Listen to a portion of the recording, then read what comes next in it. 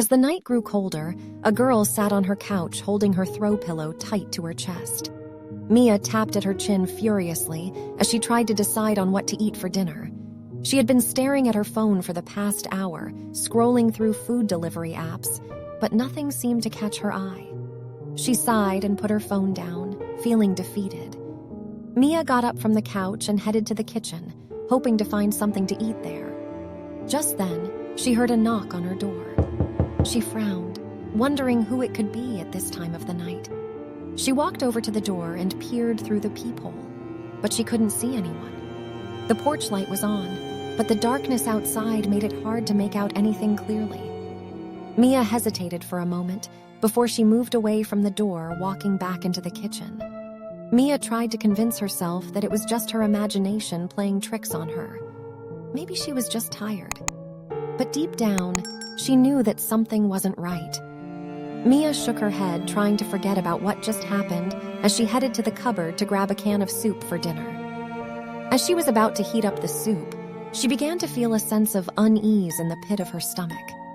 She couldn't shake the feeling that someone was watching her, and the hairs on the back of her neck stood on end.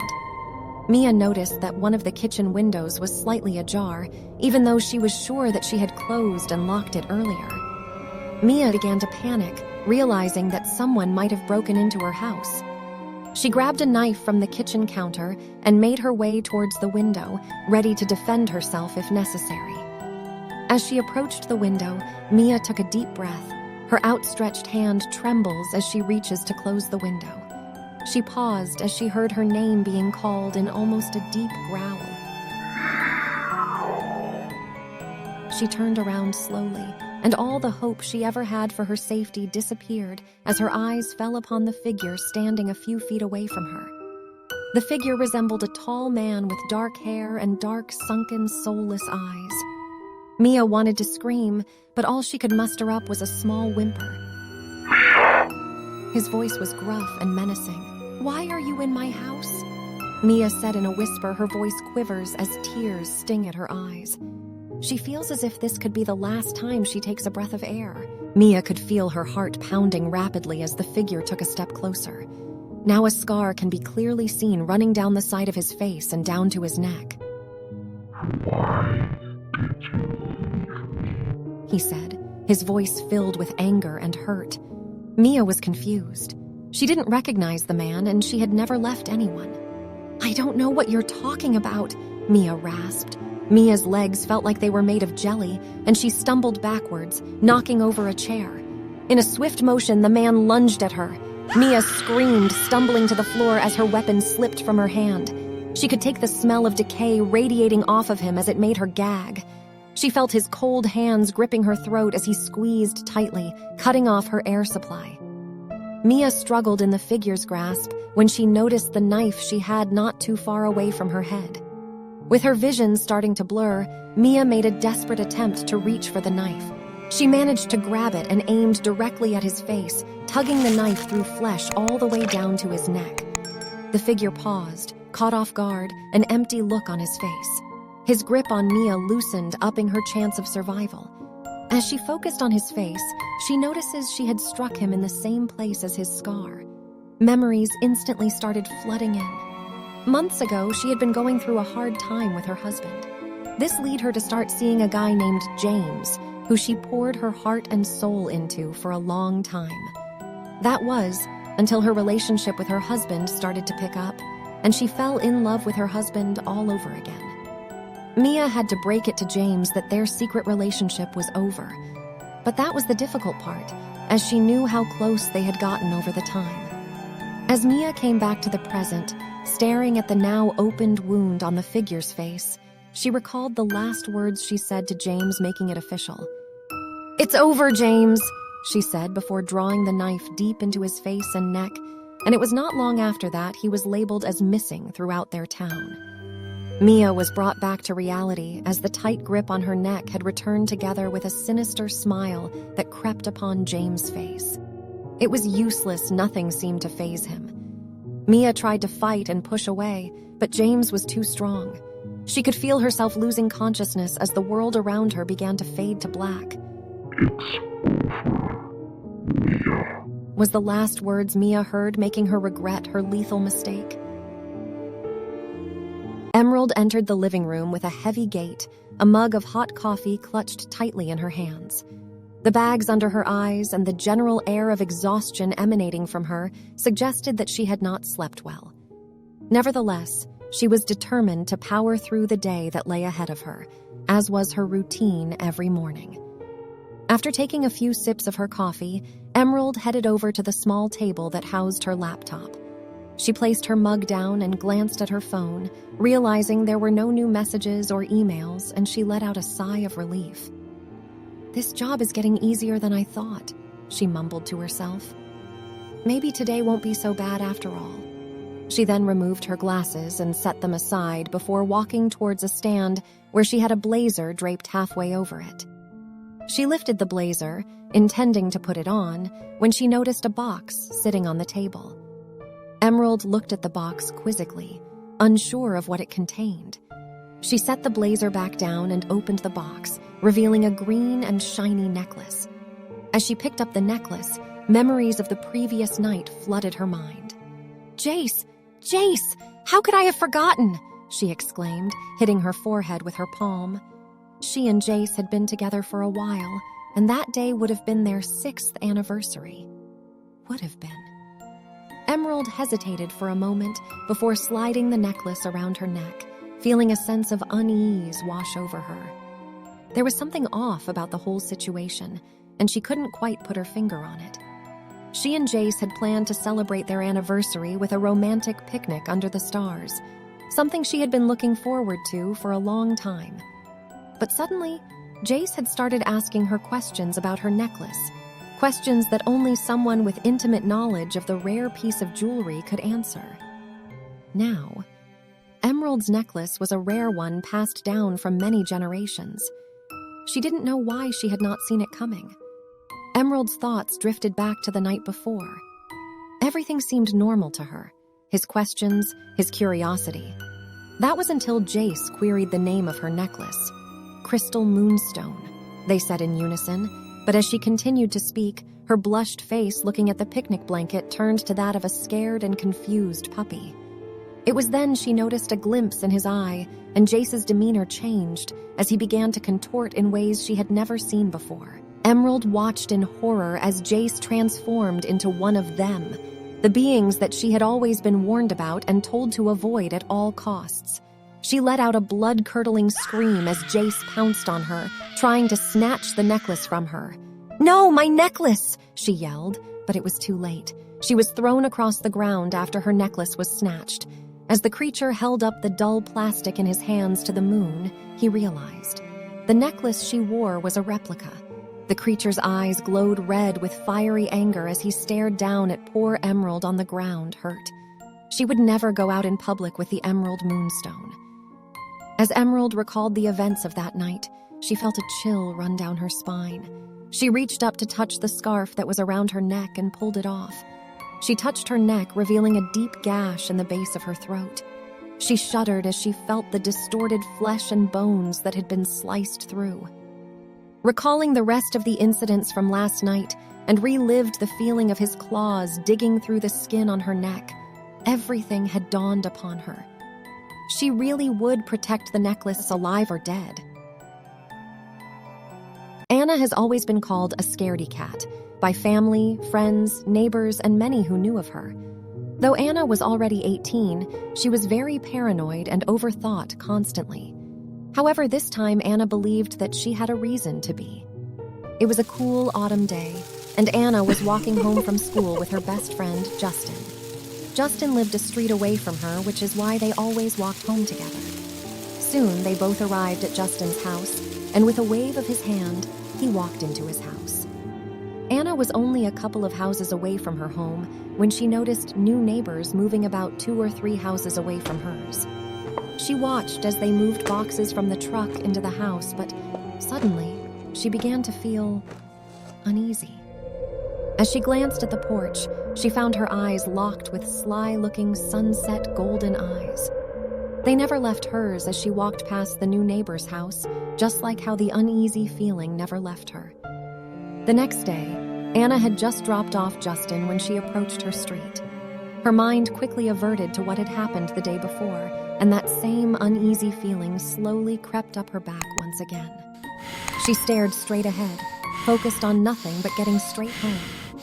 Then she noticed something. A soft padding noise. A small pad of footsteps coming from behind her. She gradually turned her head in the direction of the sound, only to meet the familiar, sly-looking sunset golden eyes. He was slim and slender, but his big black coat made him look ferocious and intimidating. After a minute or so, she realized he was still on her trail.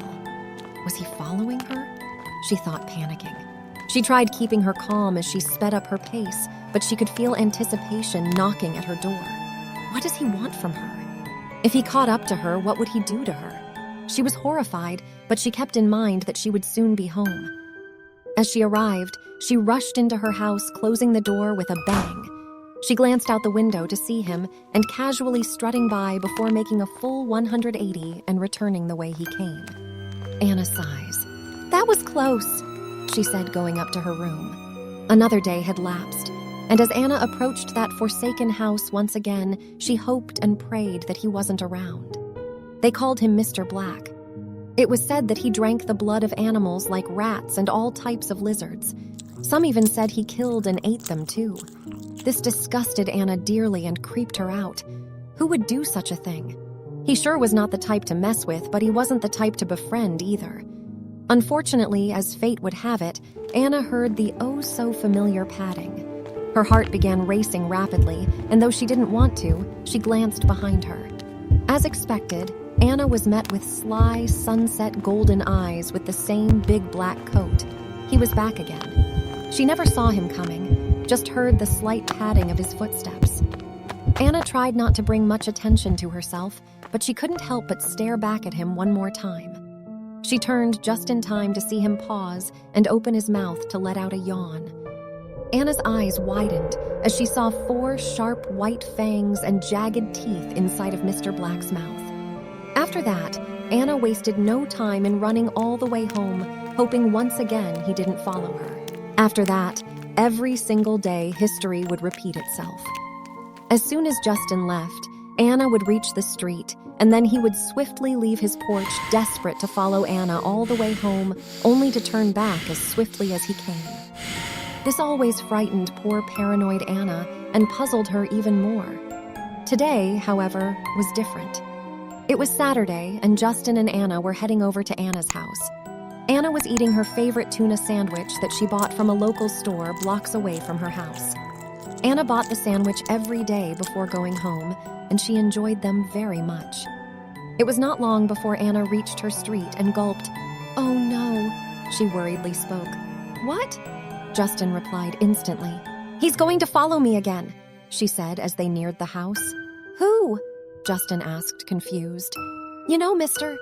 She paused, frightened, as she heard the famous padding. "He's here," she whispered to Justin. Justin looked around, still confused. No matter how hard he tried, he just couldn't understand who Anna was speaking about. Anna glanced back, and she could swear he was smiling at her malevolently, with his long, white, sharp fangs and jagged teeth slightly showing. "Anna, what?" Before Justin could finish his question, Anna was pounced on by Mr. Black. Anna threw herself to the ground from fear as Mr. Black snatched the last piece of Anna's sandwich, eating it full of delight. It was when Mr. Black uttered a small meow after finishing the piece of sandwich, was when Justin realized that Anna was afraid of a cat who had the same favorite sandwich as her. The 4 teenagers had been looking forward to their weekend getaway for months.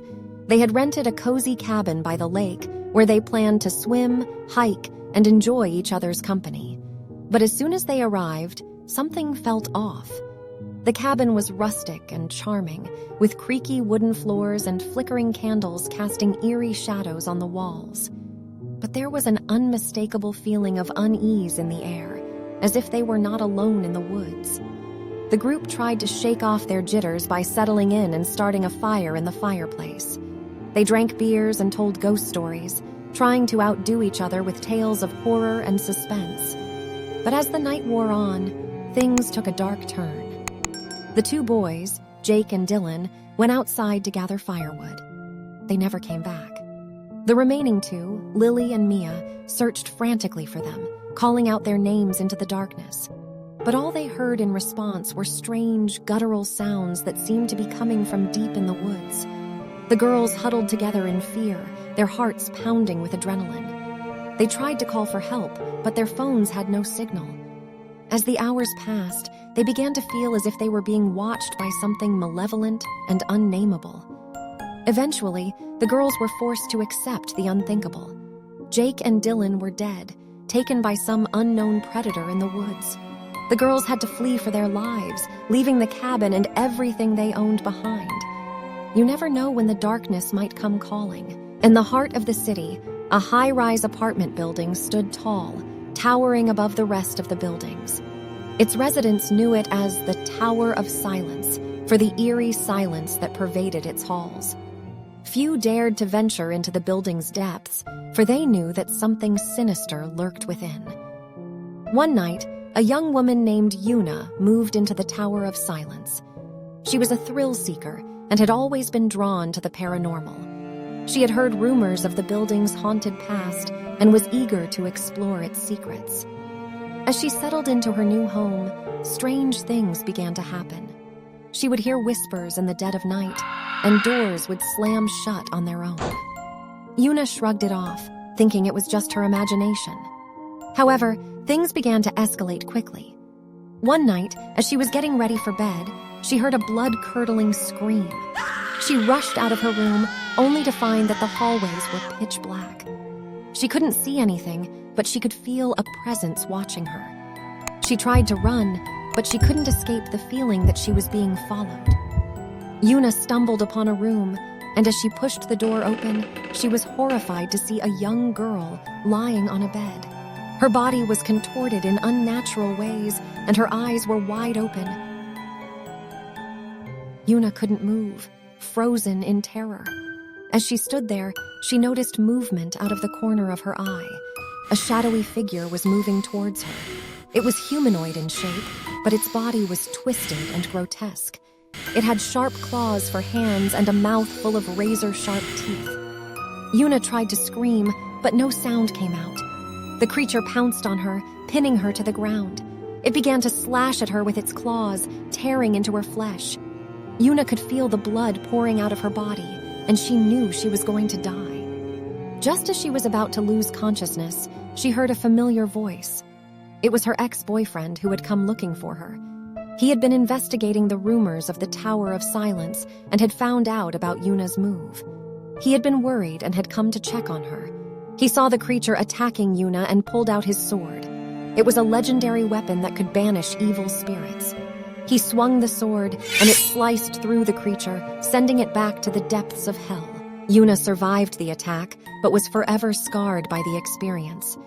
She had thought she was going to die, but she had been saved by her ex-boyfriend. However, she knew that she would never forget the horror that had occurred in the Tower of Silence. She had uncovered its secrets, but at a great cost. Thank you for watching. If you were spooked, please subscribe to my channel, leave a like below, and stay tuned for more chilling tales of horror and suspense.